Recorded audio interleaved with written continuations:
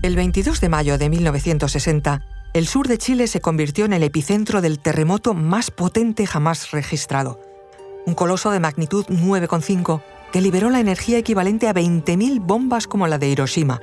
Durante 14 minutos, la Tierra se desgarró bajo los pies de millones de personas, cambiando el mapa físico y humano del planeta.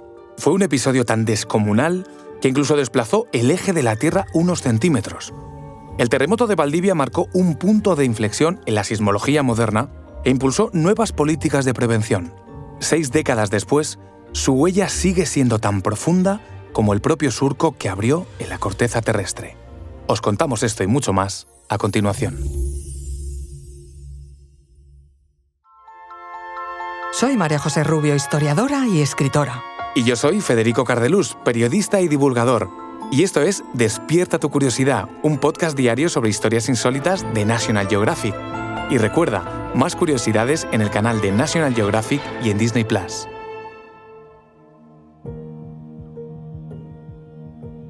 La historia del terremoto de Valdivia comenzó el 21 de mayo de 1960 en la ciudad de Concepción, ubicada a unos 500 kilómetros al norte de Valdivia, región que se vio sacudida por un terremoto de magnitud 7,5 que dejó 130 muertos y cuantiosos daños materiales e inmateriales.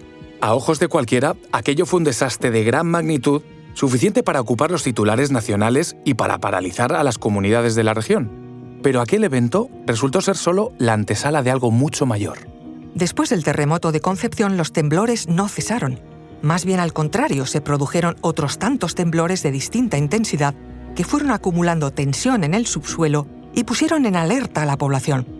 Entre ellos, uno de magnitud 7,8, que se registró apenas 15 minutos antes del gran cataclismo. A las 15:11 horas de aquel domingo 22 de mayo de 1960, se desató un terremoto que duró 14 minutos.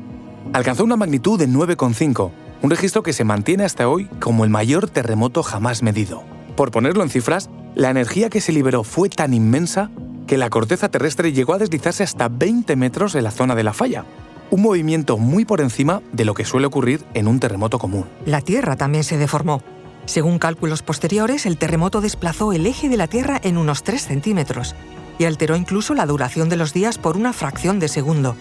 El sur de Chile, desde Temuco hasta la isla de Chiloé, quedó arrasado en cuestión de minutos. El saldo de víctimas mortales del terremoto rondó las 2.000 personas. También se calcula que más de 40 ciudades y centenares de pueblos quedaron destruidos, afectando a 2,5 millones de personas en un país que entonces tenía poco más de 7 millones de habitantes. Desafortunadamente, aquel terremoto no fue un episodio aislado. Chile está situado en pleno cinturón de fuego del Pacífico, una enorme franja sísmica donde las placas tectónicas chocan y se hunden unas bajo otras. Por esta razón, el país experimenta un promedio de 10 temblores al día, y en apenas 200 años se han registrado más de un centenar de terremotos superiores a magnitud 7. Después de aquel terremoto de 1960, comenzó la erupción del complejo volcánico Cordón Caule, situado en la región de Los Ríos. 18 cráteres entraron en actividad, expulsando lava, ceniza y gases durante semanas. Esta coincidencia de fenómenos llamó la atención de los científicos, que no dudaron en relacionarlos. Y es que el terremoto, al liberar tensiones acumuladas en la corteza terrestre, favoreció la apertura de conductos en el sistema volcánico. Pero el cataclismo no se detuvo en tierra porque al poco se produjo un tsunami gigantesco que recorrió el Océano Pacífico. En la costa chilena, varias localidades fueron arrasadas por olas que alcanzaron los 10 metros de altura. El tsunami también cruzó miles de kilómetros y golpeó Hawái, donde la ciudad de Hilo sufrió más de 60 muertos y daños devastadores. En Japón, las olas azotaron la localidad de Shizugawa, hoy Minami Sanriku, dejando 41 muertos y 50.000 edificios afectados. El terremoto de 1960 cambió también la manera en la que Chile y el mundo enfrenta los desastres naturales. La catástrofe impulsó nuevas normas de edificación, transformó la forma de organizar las emergencias y mostró que el mayor riesgo no siempre está en la sacudida inicial, sino en el tsunami que puede venir después. También supuso un punto de inflexión para la ciencia. Las investigaciones posteriores revelaron que el terremoto estaba ligado al movimiento de grandes placas tectónicas en la costa chilena.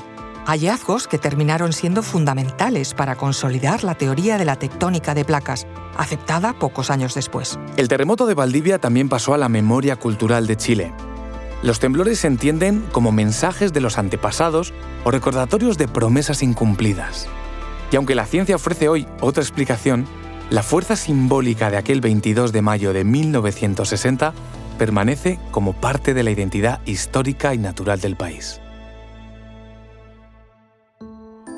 Recuerda que Despierta tu Curiosidad es un podcast diario sobre historias insólitas de National Geographic. Disfruta de más curiosidades en el canal de National Geographic y en Disney+. Y no olvides compartir el podcast si has disfrutado con nuestras historias.